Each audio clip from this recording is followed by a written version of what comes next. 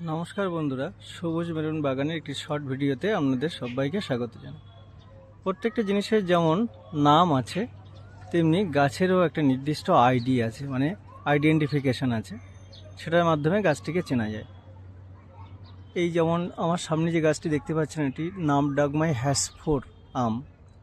এটা থাইল্যান্ডের একটা বিখ্যাত ভ্যারাইটি আম। এবার গাছটির এই আইডির মাধ্যমেই কিন্তু গাছটিকে আমরা চিহ্নিত করে রাখতে পারবো। অনেক সময় কী হয়, পাখিতে এই আইডিগুলো ছিঁড়ে নিয়ে যায়, ফলে সেই গাছগুলোকে পরে শনাক্তকরণ করতে মুশকিল হয়। ঠিক এইভাবে দেখুন, ওটা গোল্ডেন ডগমাই আম, ও পাশে আছে BN7 আম, এ পাশে আছে দেখুন অরুণিমা, আমাদের একটা ইন্ডিয়ান ভ্যারাইটির আম অরুণিমা। এইভাবে ট্যাগগুলোকে কিন্তু লিখে রাখতে হয়, এবং অনেক সময় ট্যাগগুলো বর্ষার জলে, রৌদ্রে লেখাগুলো মুছে যায়, তখন আবার সেটাকে লিখে দিতে হয়। এমন অনেক সময় হয়েছে যে এই ট্যাগগুলো ছিঁড়ে গেছে বা লেখাগুলো মুছে গেছে, যার ফলে সেগুলোকে পরবর্তীকালে চিহ্নিত করতে সমস্যায় পড়তে হয়েছে।